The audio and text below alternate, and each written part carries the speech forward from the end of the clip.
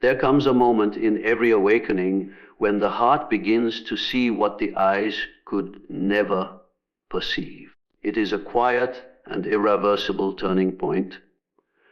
The moment you awaken from the shared dream that most people call reality. Suddenly, the familiar feels foreign. The faces, the voices, the gestures that once felt so intimate now appear like actors in a script written by the unconscious. You begin to notice how much of human connection is performance, how often words are spoken not to communicate truth, but to maintain illusion. You realize that most relationships are built not on understanding, but on projection. People fall in love with what they imagine you to be, not what you truly are. Awareness then becomes a kind of burden. Because once you've seen through the veil, you cannot unsee it. You can no longer participate in the play without knowing it's a play. You can't pretend to be asleep just to make others comfortable. The awakened mind feels everything, the hidden motives, the suppressed pain, the unspoken fears, vibrating beneath every interaction. It is as if your senses have multiplied. You no longer just hear words, you feel the truth beneath them. You no longer just look into eyes, you see the chaos that hides behind the calm. To most, this sensitivity would seem like a gift. But for the awakened soul, it is often the source of deep loneliness. Because awareness distances you, it separates you from the comfort of ignorance, from the innocence of not knowing. You begin to sense how people cling to their illusions, not out of malice, but out of necessity. Illusion protects them from themselves. It gives them something to believe in, something to hold on to when truth feels unbearable. Yet, for the awakened one, illusion no longer works. It slips through the fingers like smoke, leaving behind only silence and the heavy clarity of truth. In love, this becomes a double-edged sword. The awakened soul longs for intimacy, not the fleeting kind born of attraction or emotional dependence, but the sacred kind that mirrors the soul. Yet, when they meet others, they are met not by presence, but by persona. The mask always arrives before the person. The awakened can sense it instantly. The subtle shift in tone, the unspoken attempt to impress, to fit in, to play the role that love demands. And something within them retreats. Not out of pride, but out of recognition. They know that no love built on pretense can last. They crave authenticity so deeply that anything less feels like poison. But authenticity is rare because it requires one to face their own shadows. Most are not ready for that. They want love to make them feel better, not to make them more aware. They want comfort, not confrontation. The awakened one, however, cannot offer comfort without truth. Their love exposes, questions, challenges, transforms. And to those still asleep, this feels like threat, not tenderness. So the awakened soul is often rejected not for being unlovable, but for being too real. They begin to see how much of what people call love is merely emotional trade, a silent contract that says, I'll protect your illusions if you protect mine. But the awakened cannot sign that contract. They've already paid the price of pretending. Their very essence now demands honesty, even when it costs them connection. The more conscious they become, the harder it is to find anyone who can meet them without hiding behind their ego. Every encounter becomes a mirror, one that reveals not just the other's truth, but their own isolation. Awareness sharpens perception until every gesture reveals meaning. The way someone avoids eye contact, the way laughter covers insecurity, the way affection is given not from love, but from fear of being alone. The awakened sees it all. They understand it. They even have compassion for it. But compassion does not erase the ache of being unable to connect. The burden of awareness is that you can see through everything but still long to be seen in crowds. The awakened feel invisible, not because others don't notice them, but because others cannot perceive them fully. Their energy speaks in a different language, one that few understand. They sense the collective restlessness, the endless striving for validation, the noise of unhealed minds trying to fill their emptiness with more noise. And so the awakened one withdraws, not out of bitterness, but out of necessity. Silence becomes their refuge. Solitude becomes their sanctuary. They learn that awareness demands distance. It asks you to step outside the collective trance. It asks you to walk through loneliness as a rite of passage. It asks you to let go of needing to be understood. Because understanding in a world asleep is rare and sacred. The awakened begin to love differently, not as an exchange, but as a radiance. Their love no longer seeks to possess, but to liberate. It no longer asks for belonging, but for truth. Yet even this evolution carries pain, because awareness exposes not only the illusions of others, but your own longing for illusion. A part of you still wants to be held, still wants to believe that someone will meet you in full awareness. But deep down, you know, awakening separates before it unites. It dismantles before it harmonizes.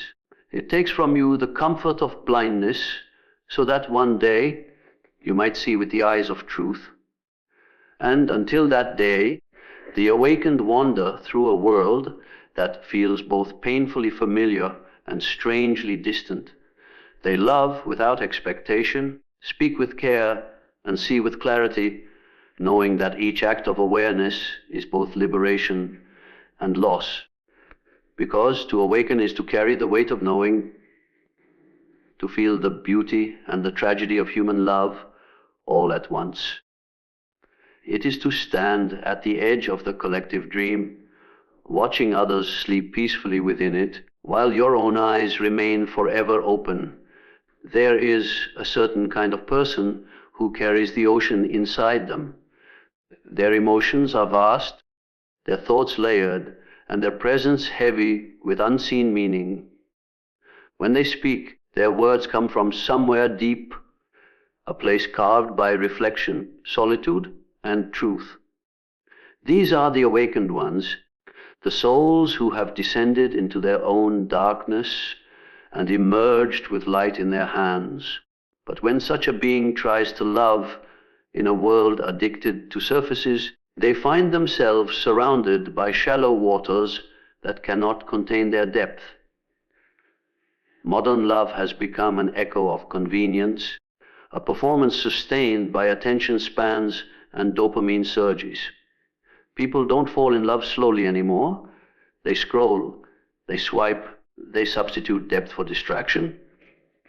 Everything must be fast, connections, conversations, even healing.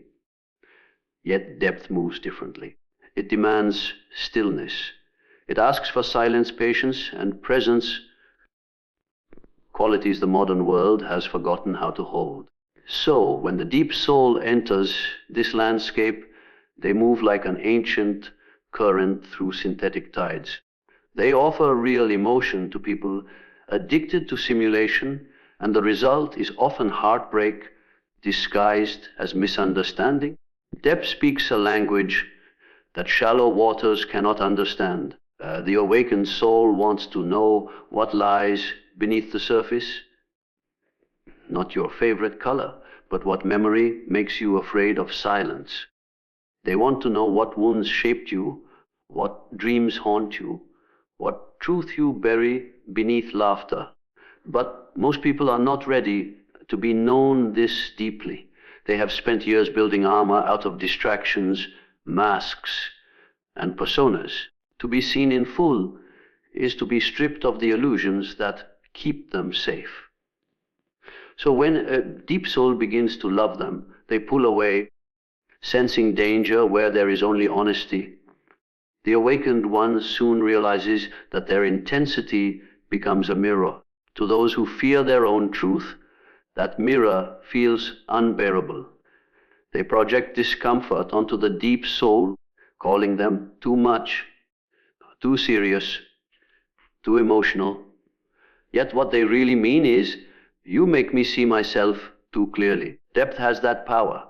It reveals, it confronts, it calls forth the truth that shallow waters work so hard to suppress. The awakened soul doesn't mean to expose. They simply exist transparently, and that transparency feels like threat to those still hiding. So, love becomes a paradox. The deeper the awakened soul loves, the lonelier they feel.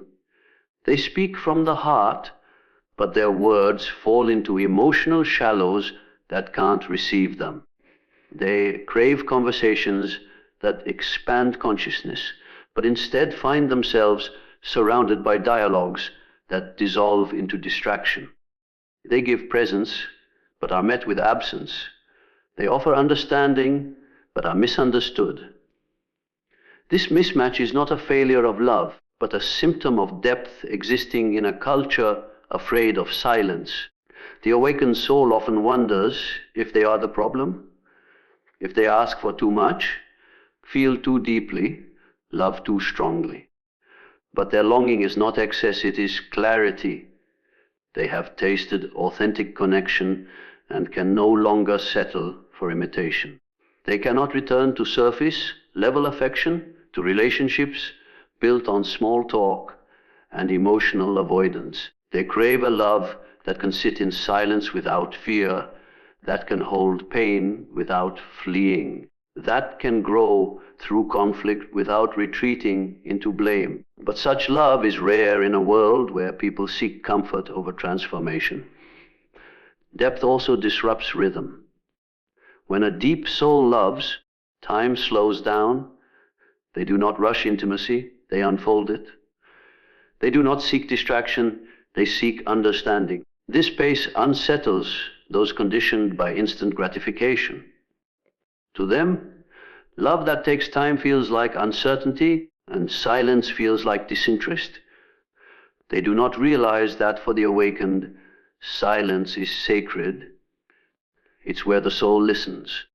But the shallow world confuses stillness with boredom, reflection with overthinking, sincerity with intensity. Thus, the deep soul becomes a stranger in the very act of loving.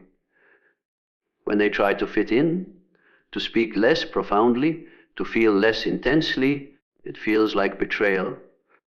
A dimming of the flame they work so hard to keep alive, so they retreat. Not because they've given up on love, but because they can no longer participate in love that asks them to shrink. Their silence is misread as distance, but in truth, it is reverence. They are protecting the sacredness of what they carry within.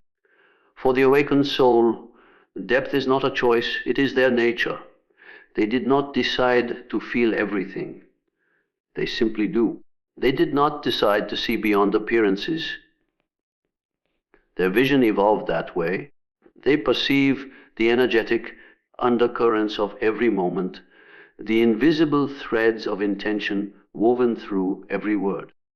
This heightened awareness makes them lovers of truth, but it also isolates them from those who prefer comfort over clarity. Every encounter becomes a test of alignment. The awakened one feels immediately whether the other person can meet them in the depths or not. Sometimes the spark is there, an initial recognition, a resonance that feels like home. But soon the pattern reveals itself: avoidance, retreat, distraction, denial. The deep soul feels it all, the hesitation, the fear, the masking, and though their love remains unconditional, they cannot pretend. Their intuition becomes both compass and curse.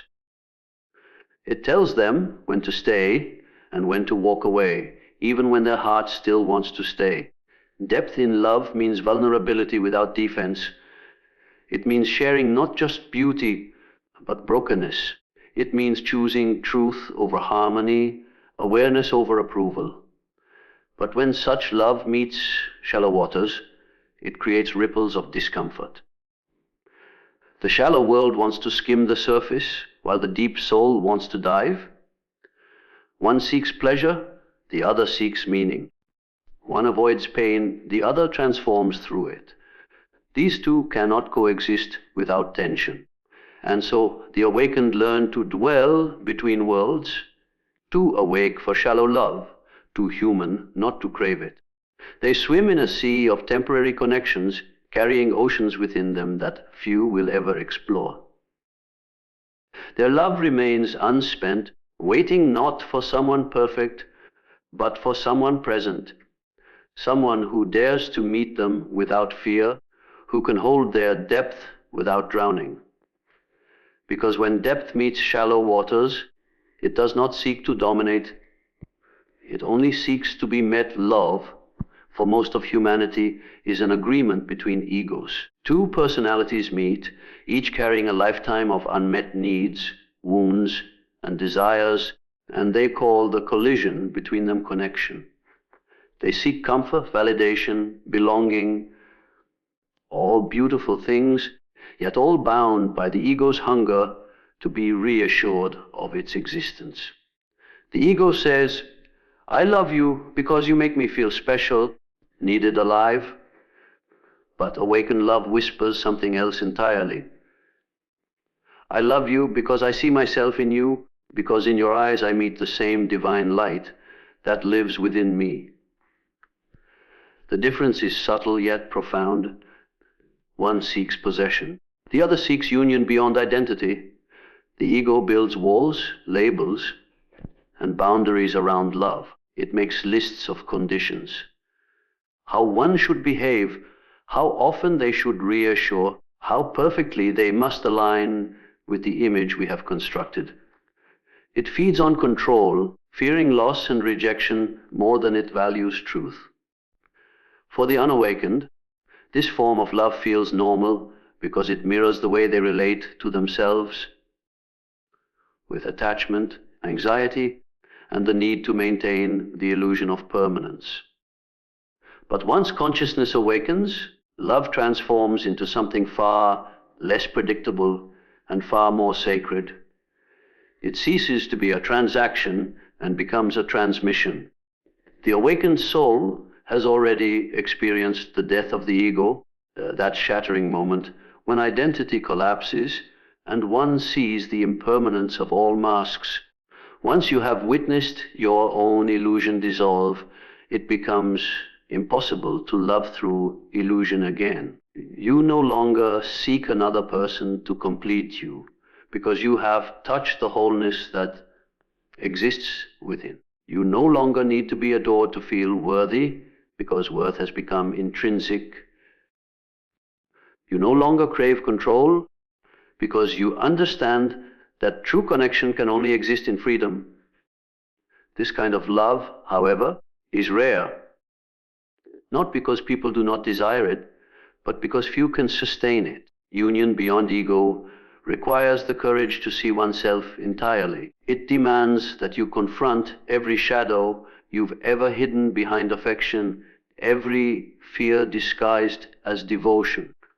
When two awakened beings meet, they do not enter into love to escape themselves, they enter to face themselves more deeply.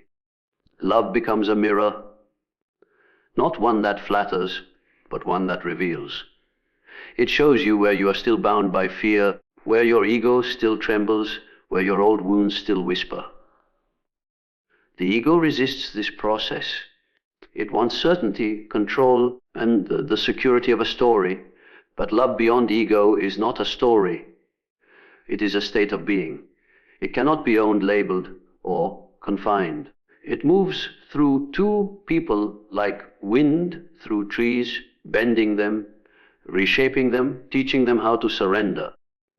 The awakened understand that to truly love, one must let go of the illusion of ownership. They know that love cannot thrive where there is fear of loss, because love is not about holding. It is about allowing. In most relationships, love begins with a promise, I will be yours. But in awakened love, it begins with a recognition, I am already one with you. There is no attempt to claim or to be claimed. The connection exists in the unseen, in energy, in presence, in awareness. And because it exists beyond form, it cannot be destroyed by distance, time, or silence. It endures because it was never based on the fragile identity of the ego. It was born from the essence that remains when ego dissolves. Yet, to live and love from this state is not easy. The ego constantly attempts to reclaim control. It fears the vastness of egoless love because in that vastness it disappears. It asks, what if they stop loving me? Or what if I'm not enough?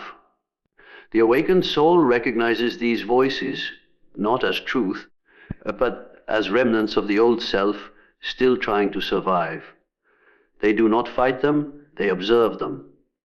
They bring awareness into the fear, and in doing so, dissolve it. Because love beyond ego is not achieved by force, it is revealed through surrender. When an awakened soul loves, they love from stillness.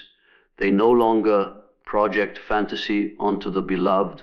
They see them as they are, flawed, beautiful, evolving.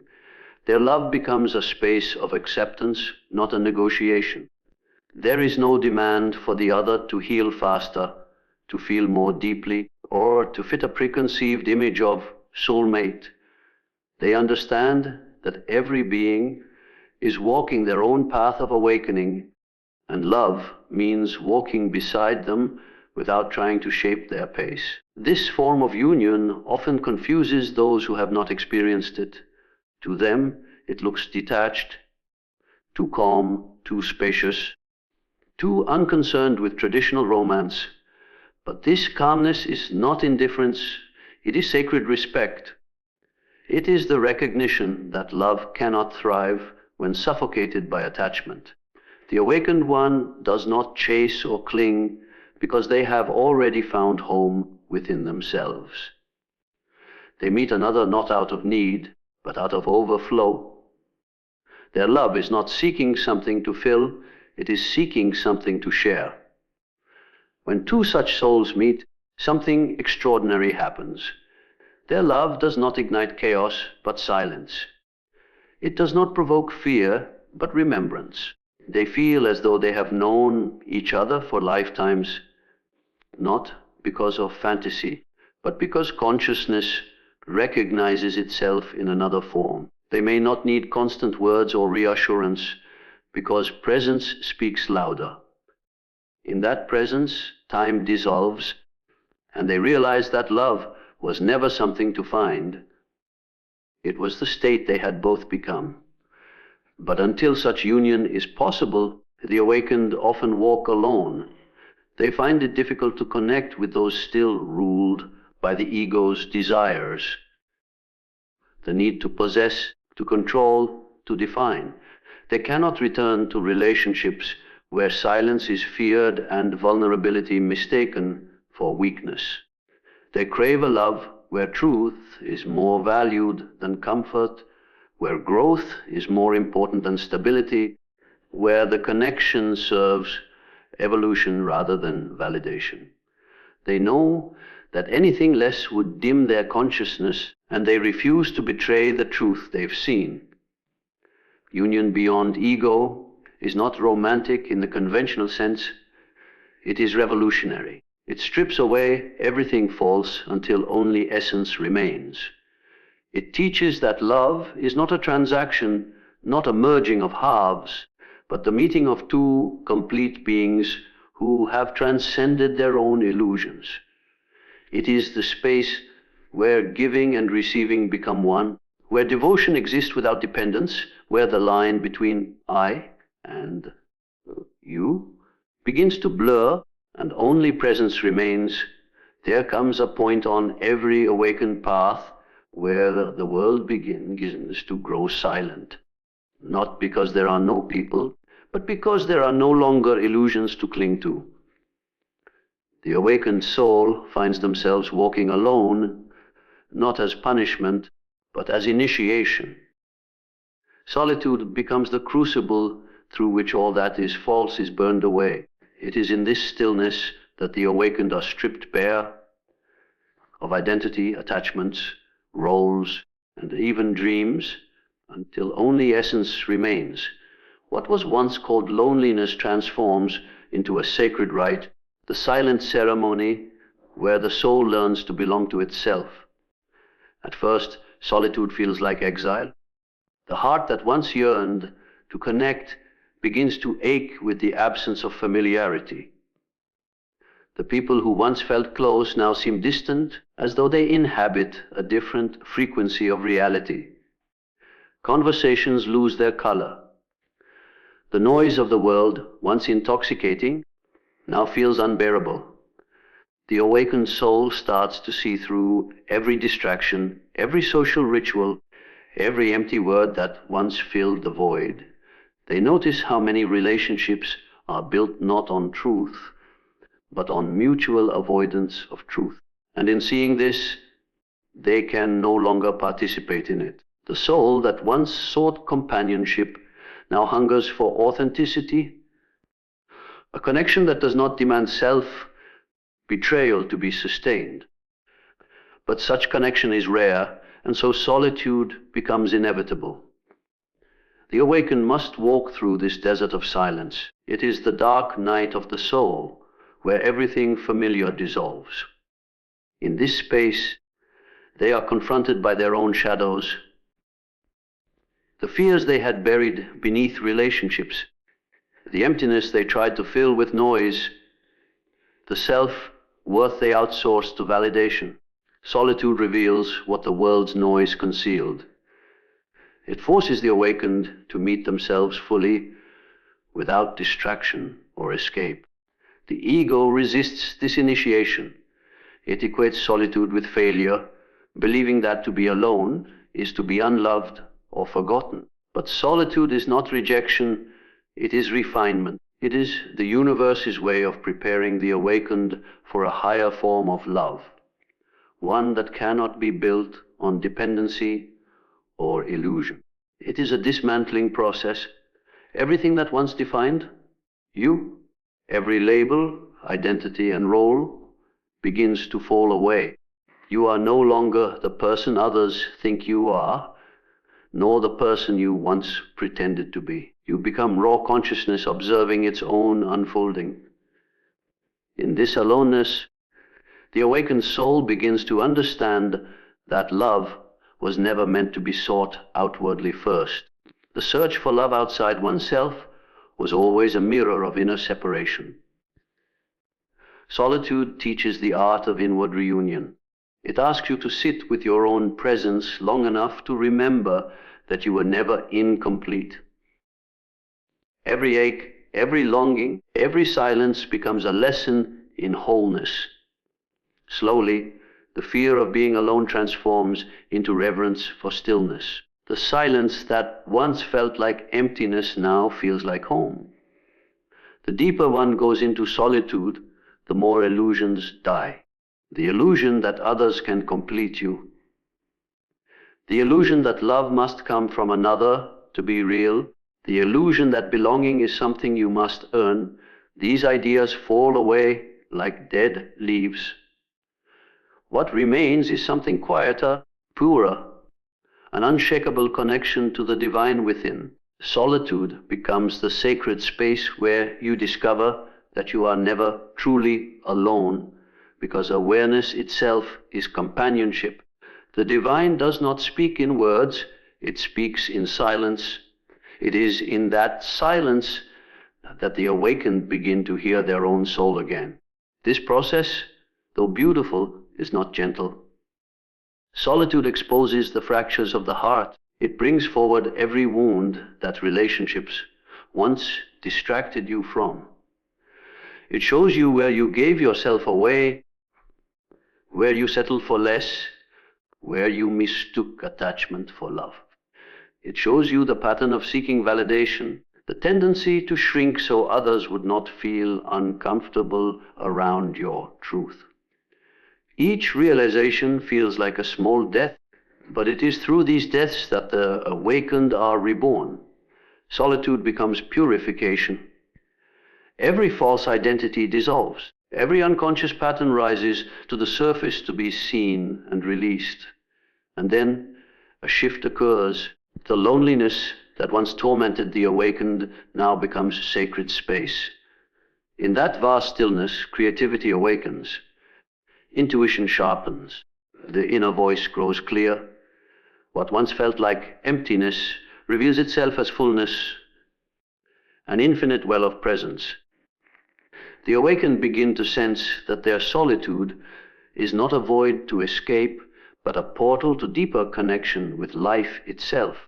They start to feel connected not through people, but through existence, through the wind, the earth, the stars, and the quiet rhythm of their own breath. Solitude teaches the awakened a new kind of love, a love that has no object, no conditions, no need to be reciprocated. It is love as a state of being, not as an exchange. When you no longer seek to be completed, love ceases to be a transaction and becomes a presence. You begin to love the way the sun shines, not selectively, but naturally, effortlessly. In this space, even pain becomes sacred because it reminds you that your heart is still open. To those still asleep, the awakened may seem detached or unreachable, but their detachment is not coldness, it is clarity.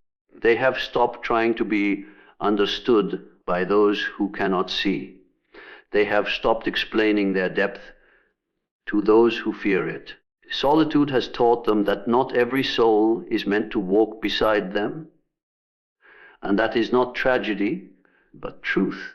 The awakened no longer chase love, because they have become love itself. Solitude transforms from isolation into initiation. It is the passage through which the soul moves from dependence to divine union. In that silence, the awakened no longer seek mirrors. They become one.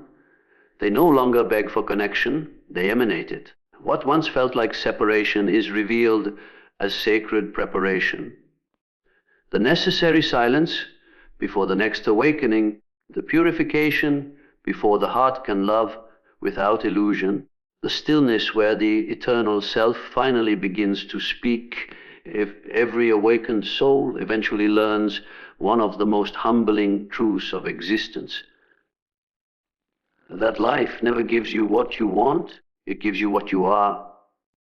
Every person you meet, every relationship you enter, every heartbreak you endure becomes a mirror reflecting back some part of your inner world. The universe does not send random people into your life. It sends reflections. What you love in others reveals what you have accepted within yourself, and what you resent in others reveals what you have not yet made peace with. The awakened soul, having glimpsed this truth, realizes that love is never truly between two people.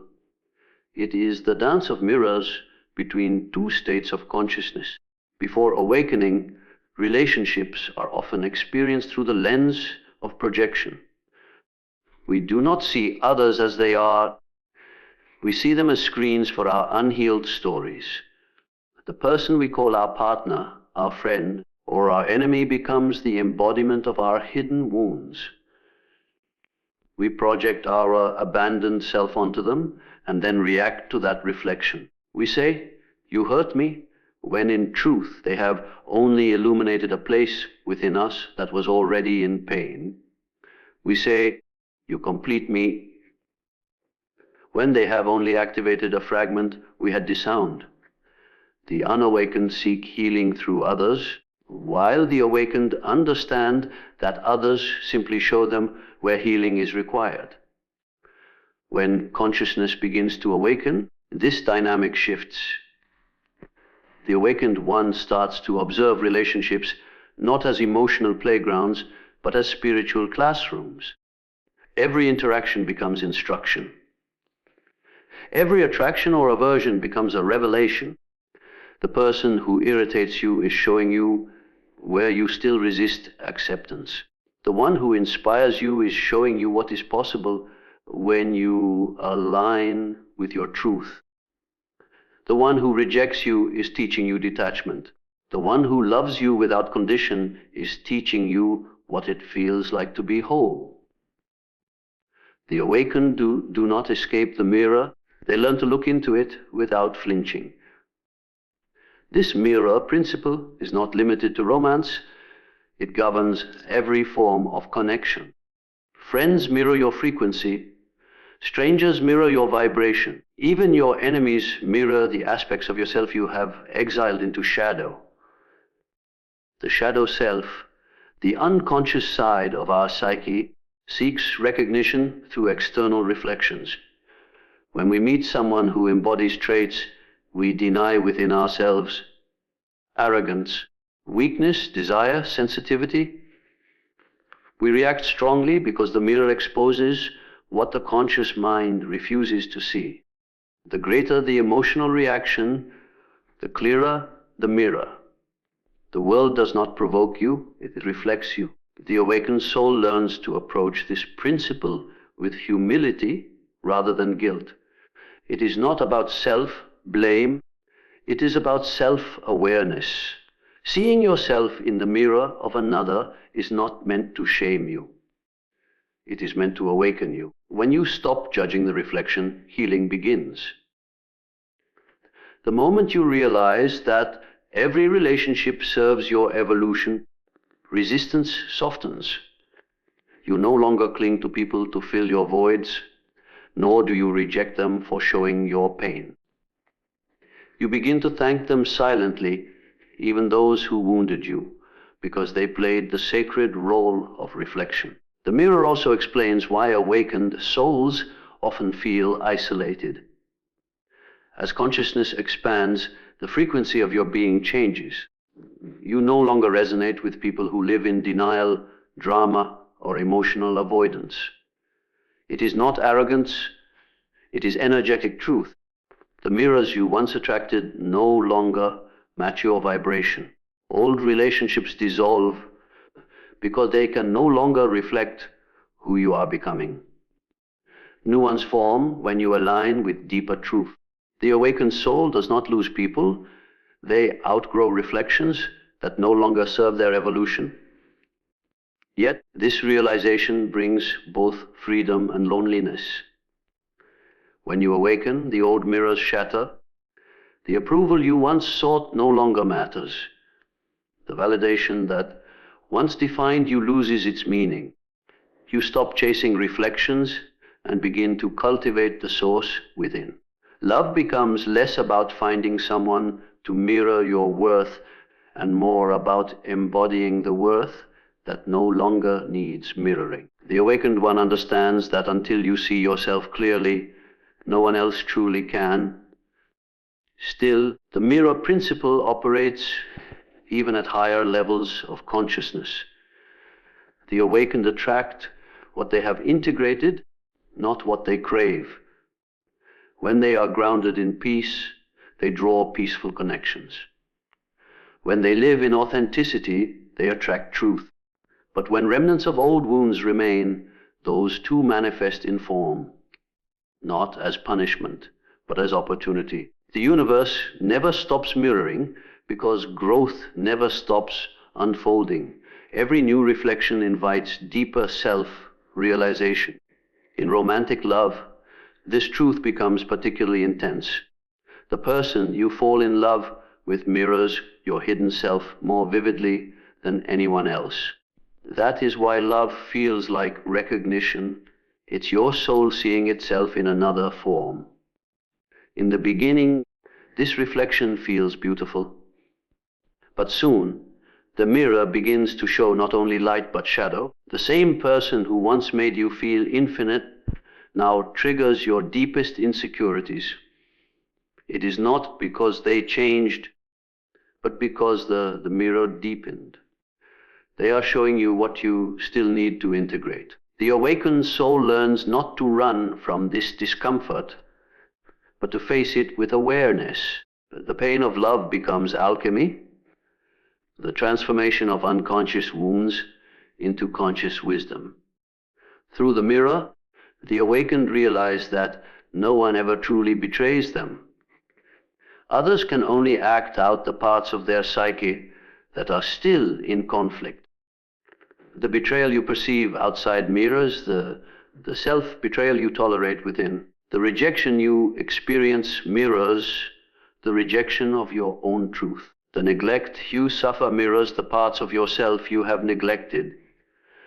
Once this understanding takes root, resentment fades. The awakened stop trying to fix others and instead turn inward, polishing the mirror until the reflection becomes clear. At this stage, relationships no longer revolve around need, but resonance. The awakened do not seek partners to escape themselves. They seek companions to explore themselves more deeply. Every interaction becomes conscious exchange rather than emotional dependency. They no longer ask, "How can you make me happy?" but "What is this connection revealing within me?" Love ceases to be a search for completion and becomes a mirror of evolution. The mirror principle also teaches that you can only meet others at the depth you have met yourself.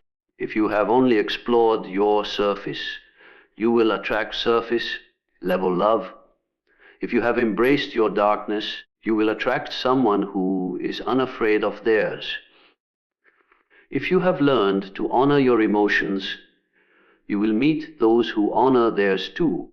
The world mirrors your level of consciousness precisely, not cruelly, but compassionately, guiding you toward wholeness one reflection at a time. Thus, the awakened soul stops asking why others cannot meet them fully, and instead asks how they can meet themselves more completely. The outer world becomes an extension of the inner one. Every glance, every word, every experience reflects the same invitation to awaken more deeply, to see more clearly, to love more truthfully,